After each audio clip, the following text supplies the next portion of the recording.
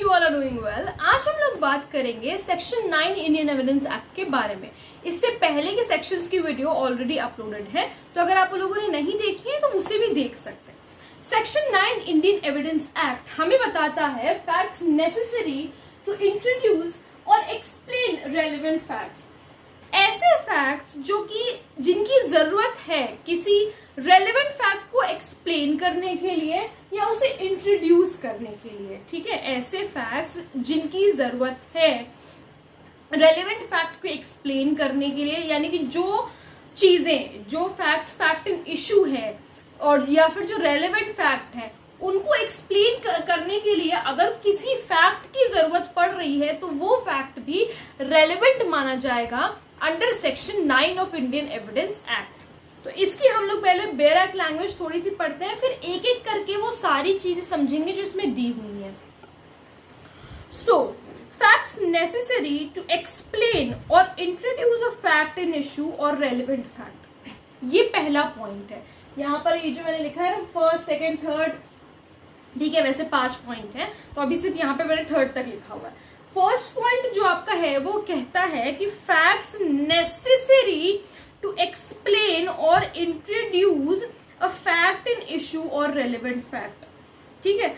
ऐसे फैक्ट जो कि नेसेसरी हैं एक रेलेवेंट फैक्ट को इंट्रोड्यूस, फैक्ट इन इशू या रेलेवेंट फैक्ट को इंट्रोड्यूस करते हैं या एक्सप्लेन करते हैं, वो फैक्ट्स भी रेलेवेंट होंगे। तो देखो इसको हम लोग अब एक एक करके समझते भी चलते हैं। सबसे पहले क्या है, facts necessary to explain fact in issue और रेलेवेंट फैक्ट। FII का मतलब है कि फैक्ट इन इशू और RF का मतलब है रेलेवेंट फैक्ट, ठीक है।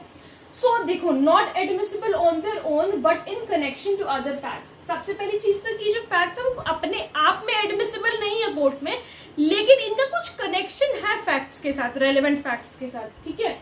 अब इस पॉइंट को एक्सप्लेन करने के लिए एक केस है, नूर मोहम्मद वर्सेस एम्परर। इस केस में क्या होता है कि ए एक इंसान है, ठीक है, उसका ट्रायल चल रहा है। किस लिए? क्योंकि उसने बी, एक बच्चा है, उसको अबडक्ट किया है, ठीक है, उस बच्चे को अबडक्ट किया है। और यहाँ पर हम मान लेते हैं एक्स एक कांस्टेबल है। अब क्या होता है कि बी, यानी कि जो बच्चा जिसको अबडक्ट किया गया था और उसका भाई, बी का भाई, बी इज एल्डर ब्रदर, और एक्स कांस्टेबल, ये 3 लोग मार्केट में जा रहे होते हैं in search of the person who has abducted B में भी, ठीक है, हम ऐसा मान लेते हैं। अभी क्या होता है कि बी यानी कि जो बच्चा है वो उसको किसी को देख करके, ए को देख करके मान लो रोने लगता है, ठीक है, वो ए को देखता है और वो रोने लगता है डर की वजह से या किसी भी वजह से, वो उसको देख करके रोने लगता है। अपने भाई को बताता है कि ये वही लड़का है, ये वही इंसान है जिसने मुझे पकड़ा था, ठीक है।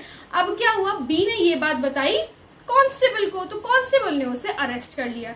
आगे आगे जैसे प्रोसीडिंग बढ़ी कोर्ट में, तो जो वो था, क्या बोलते हैं उसको, जिसने अबडक्ट किया था उसने मैनिपुलेट करना शुरू कर दिया उस बच्चे को, कि मतलब कि ताकि वो अपना बयान बदल दे, ठीक है, ताकि वो अपना बयान बदल दे, अपनी टेस्टिमनी बदल दे और ये ना कहे कि उसने उसको अबडक्ट किया है। किसी भी तरीके से बच्चों को बहलाना फुसलाना कितना आसान होता है। तो उसने जब ऐसा किया तो वो बच्चा आराम से उसने अपनी टेस्टिमनी बदल दी, अपना बयान बदल दिया। अब यहाँ पर सीन में क्या आया, बी की जो स्टेटमेंट थी वो सीन में आई। क्यों? क्योंकि ये एक्सप्लेन कर रही थी उस फैक्ट को। क्या फैक्ट को एक्सप्लेन कर रही थी कि भाई जो मेरा छोटा भाई है वो इस इंसान को देखकर रोड पर रोने लगा। तो इससे क्या साबित होता है कि यही वो इंसान था जिसने उसको अबडक्ट किया था, ठीक है। तो यहाँ पर जो बी का स्टेटमेंट है वो जस्टिफाई करता है इस फैक्ट को, ठीक है, वो एक्सप्लेन करता है या जस्टिफाई करता है रेलेवेंट फैक्ट को। समझ आया ये वाला केस? अब हम इसमें देखते हैं जो हमने पढ़ा है कि एक्सप्लेन करने के लिए। अब इंट्रोड्यूस अगर कोई रेलेवेंट फैक्ट को करेगा तो कैसे करेगा? Facts necessary to introduce fact in issue और रेलेवेंट फैक्ट। अब एकदम से आप कोर्ट में जाओ और एकदम से शुरू, तो कोई भी वकील है एकदम से थोड़ी ना शुरू हो जाता है कि उसका मर्डर हुआ था, यहाँ वो ऐसे हुआ, ऐसे वैसे हुआ, ऐसे तो नहीं शुरू हो जाएगा। पहले वो जज के सामने या मजिस्ट्रेट के सामने क्या करेगा, इंट्रोड्यूस करेगा उस केस को कि भाई ये लोग है, ये अक्यूज्ड पार्टी है, ये दूसरे लोग है, ये डिफेंडेंट पार्टी है। इस तरीके से वो इंट्रोड्यूस कराएगा सबसे। तो वही यहाँ पर लिखा है, introduction helps to understand the nature of the transaction. किस तरीके से एक्सप्लेन कराएगा, बता करके कि ये सीन में थे, ये सीन में थे, इस तरीके से उनके नाम, सारी चीजें, उनको एक तरीके से इंट्रोडक्शन देगा सबका, ठीक है। तो ये सारे फैक्ट्स भी रेलेवेंट माने जाते हैं। अब हम आते हैं अपने दूसरे पे।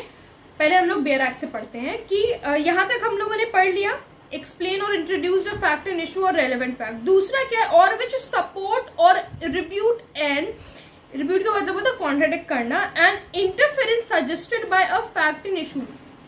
कोई ऐसा भी तो फैक्ट हो सकता है कि शायद वो किसी फैक्ट एंड इशू को सपोर्ट कर रहा हो, कोई ऐसा फैक्ट हो सकता है, भले ही वो रेलेवेंट नहीं है या वो इशू में नहीं है, लेकिन वो फैक्ट एंड इशू को किसी न किसी तरीके से सपोर्ट कर रहा है, ठीक है।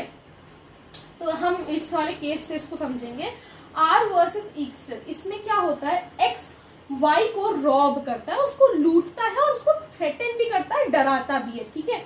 अब क्या है, उसी दिन रात में, जिस दिन वो उसके साथ लूटपाट करता है, उसको डराता है, उसी दिन रात में वो जेड के साथ भी यही सेम चीज करता है, जेड के साथ भी वही सेम चीज करता है जो उसने वाई के साथ करी।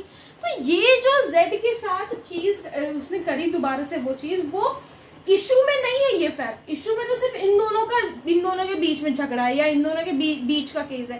ये जो फैक्ट है ये इशू में नहीं है, लेकिन फिर भी ये किसी ना किसी तरीके से सपोर्ट कर रहा है एक फैक्ट को, ठीक है, सपोर्ट कर रहा है फैक्ट इन इशू को, तो जिस वजह से ये चीज रेलेवेंट होगी, रेलेवेंट मानी जाएगी। ये समझ में आया।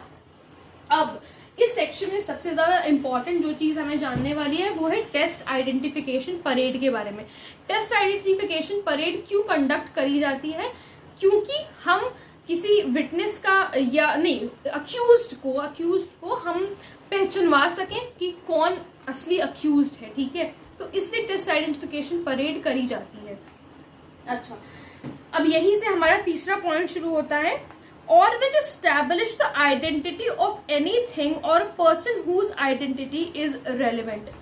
Facts which establish identity person or thing, कुछ ऐसे फैक्ट्स जो कि किसी पर्सन के आइडेंटिटी को भी तो स्टैब्लिश कर रहे होंगे, किसी को पता, मतलब कोई आइडेंटिफाई करने वाला होना चाहिए, कोई आइडेंटिफाई करने वाला होना चाहिए कि हाँ भाई यही अक्यूज है या इसने ऐसा नहीं किया, ये सीन में नहीं था, इस तरीके से।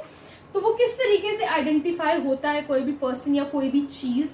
देखो यहाँ पे थिंक का ये मतलब है, जैसे मान लो कि कोई मर्डर हुआ है, ठीक है, और वो मर्डर नाइफ से हुआ है, तो अगर क्राइम सीन में वो चीजें बरामद, नाइफ वगैरह बरामद हुई है, तो वो थिंग उस चीज को आइडेंटिफाई करने के लिए, ठीक है।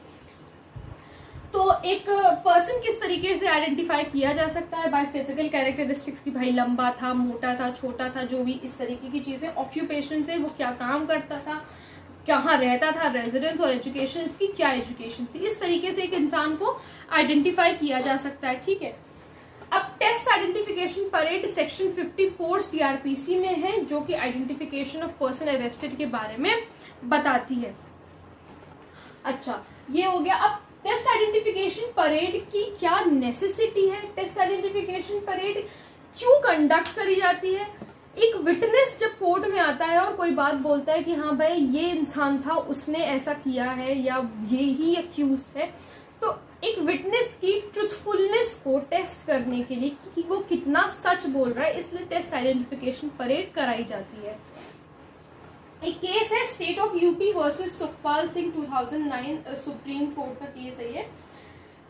देखो, जरूरी नहीं है कि हर केस में टेस्ट आइडेंटिफिकेशन परेड कंडक्ट करी ही जाती है। कुछ केसेस में नेसेसरी होती है कि भाई जिस केस में जज को या मजिस्ट्रेट को लगता है कि होनी चाहिए, उस केस में होती है, डिस्क्रिशन पे होता है, कोर्ट के डिस्क्रिशन पे होता है।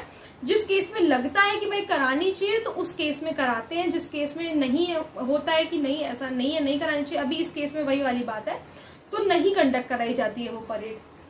Now, state of UP versus Sukhpal Singh 2009 Supreme Court, witness knows the accused, जो विटनेस है, जो कि उस अक्यूज्ड को आइडेंटिफाई करने वाला था, वो अच्छे तरीके से अक्यूज्ड को जानता था and can identify him in the moonlight, और रात के अंधेरे में भी वो उसको पहचान सकता था, ठीक है, पूरी तरीके से उससे परिचित था, स्ट्रेंजर नहीं था उससे, तो वो मतलब रात के अंधेरे में भी उसको पहचान सकता था। तो अब इस केस में हमें टेस्ट आइडेंटिफिकेशन परेड की जरूरत नहीं है। सो the test identification parade is not necessary in this case. So वो केस टू केस डिपेंड करता है कि किसमें ये परेड कंडक्ट कराई जाएगी और किसमें नहीं कराई जाएगी। एक और केस देख लेते हैं टेस्ट आइडेंटिफिकेशन परेड से related. Lakhwinder Singh versus state of Punjab 2003 supreme court का केस है ये भी। इस केस में ये अभी हमने पिछले सुखपाल वाले केस में देखा कि टेस्ट आइडेंटिफिकेशन परेड नीडेड नहीं थी, नेसेसरी नहीं थी उस केस में। तो वही मैंने कहा कि केस बाय केस वो डिपेंड करता है। अब इस केस में परेड नीडेड थी। क्यों? आई विटनेस ने ये कहा कि वो नाम तो नहीं बता सकता ऑफेंडर का, क्योंकि उसे नाम पता नहीं है या जो भी है उसे नाम याद नहीं है या पता नहीं है, लेकिन अगर वो उसे देखेगा तो वो उसे पहचान जाएगा। तो ऐसे अगर केस में है तो ऑब्वियसली आइडेंटिफिकेशन जरूरी है, तो इस केस में आइडेंटिफिकेशन कंडक्ट कराई जाएगी। ठीक है। एविडेंशियल वैल्यू क्या होती है टेस्ट आइडेंटिफिकेशन परेड की? सब्सटैंटिव वैल्यू नहीं होती है, ठीक है, कोलैबोरेटिव वैल्यू होती है, यानी कि सपोर्टिव वैल्यू होती है। ठीक है, कोई सब्सटैंशियल वैल्यू इस टेस्ट आइडेंटिफिकेशन परेड की नहीं होती, यानी कि पूरा कोर्ट सिर्फ इस पे रिलायबल नहीं हो सकता कि उसने मतलब किसी विटनेस ने देख करके ऐसा कहा कि यही अक्यूज्ड है, तो पूरा केस केवल उस तरफ नहीं जा सकता। ठीक है, एक सपोर्टिंग एविडेंस की तरह से ये वर्क कर सकता है। ठीक है, ये हो गया। अब हमारा जो फोर्थ है उसी अभी मैं बैराकर रीड नहीं कर रही हूँ, लेकिन आप पढ़ोगे तो आपको समझ में आ जाएगा। फोर्थ पॉइंट है फैक्ट्स विच फिक्स टाइम और place of happening of fact and issue और रेलेवेंट फैक्ट। ऐसे फैक्ट जो कि इस बारे में बताएं कि जो इंसिडेंट है, जिस वक्त इंसिडेंट हुआ था उस वक्त अक्यूज्ड वहां प्रेजेंट था, एब्सेंट था, या कोई और व्यक्ति प्रेजेंट था या एब्सेंट था, तो वो फैक्ट्स भी रेलेवेंट माने जाएंगे under section 9 of Indian evidence act. और ये वाला जो चीज है ये भी सब्सटैंटिव भी हो सकती है और सपोर्टिव भी हो सकती है, वो केस बाय केस डिपेंड करता है। फिफ्थ पॉइंट है facts showing relation of parties involve. अगर कुछ पार्टीज इन्वॉल्व है किसी चीज में, किसी भी चीज में, ये आप अगर इलस्ट्रेशन ई अपने बैराक में पढ़ोगे तो आपको समझ में आ जाएगा, तो वो फैक्ट्स भी रेलेवेंट होंगे। यानी कि मान लो जैसे मैंने कोई सामान चुराया, ठीक है, अब वो सामान चुरा करके वो मैंने किसी को दे दिया, छुपाने के लिए दे दिया, तो ये जो हमारे बीच में जिसको मैंने छुपाने को दिया, और तो ये जो रिलेशन है पार्टीज का, ये रिलेशन भी रेलेवेंट होगा। हम दोनों का जो ये रिलेशन है कि मैंने भाई सामान चुरा करके किसी को दे दिया छुपाने के लिए कि भाई मैं तुमसे कल लूंगा या परसों लूंगा, तो ये जो रिलेशन है ये भी रेलेवेंट माना जाएगा under section 9 of Indian evidence act. तो आई होप आप लोगों को ये वाला सेक्शन अच्छी तरीके से क्लियर हुआ होगा। अगर कोई प्रॉब्लम है तो please let me know in the comment section, और अगर आप लोग किसी टॉपिक पे वीडियो देखना चाहते हैं तो वो भी प्लीज मुझे जरूर बताइएगा। Thank you so much.